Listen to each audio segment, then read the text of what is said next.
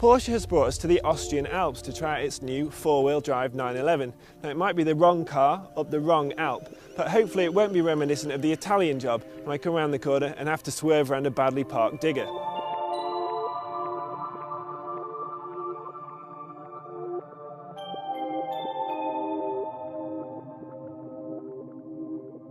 To be honest, I'm glad I'm in this 911 Carrera 4 rather than a Lamborghini Miura. And that's because this car has Porsche Traction Management, which is Porsche speak for its latest generation four-wheel drive system. It uses a clever electro-hydraulic clutch which moves power from the rear to the front axle depending on which has the most grip. It's very smooth and does it in just 100 milliseconds. In fact, the movement of power is so smooth on this car that Porsche has actually had to add a new graphic which shows you in real time which axle the power is being fed to. This model is a Carrera 4S. That means it carries over the 395 bhp 3.8 litre flat six from the Carrera 2. However, there are some differences to mark out the four-wheel drive model. There's some new vents on the front bumper. The main change is 45mm of extra width at the rear with more flared rear wheel arches and also 10mm wider rear tyres, which only add to the grip that's available from the four-wheel drive system.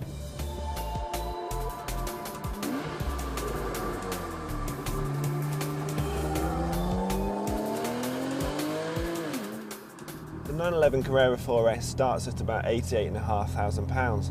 However, you want to add options like the PDK gearbox, the dynamic chassis control, even the sports exhaust, and maybe if you fancy it, the really high-end Burmester stereo, which has only ever been fitted to the Bugatti Veyron apart from other Porsche models. And unfortunately, each one of those options is about £2,000 extra, which bumps the price of this car over 100 grand. So is it worth paying nearly £7,000 extra to have a four-wheel drive 911? Well, to be honest, it is. This car has a character all of its own, incredible grip, which means that you can use it every day no matter what the weather.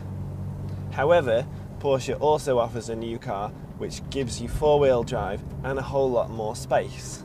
And this is it, the new Cayenne S, powered by a 4.2 litre V8 diesel engine. So let's go and see how it compares.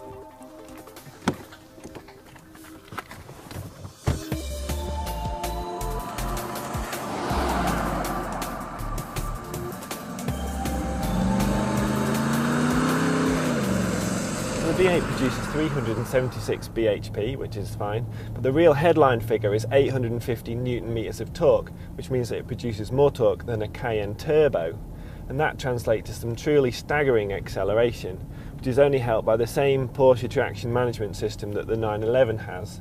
This car also comes complete with an 8-speed automatic gearbox instead of the PDK that our car had before. So which of Porsche's four-wheel drive cars should you go for?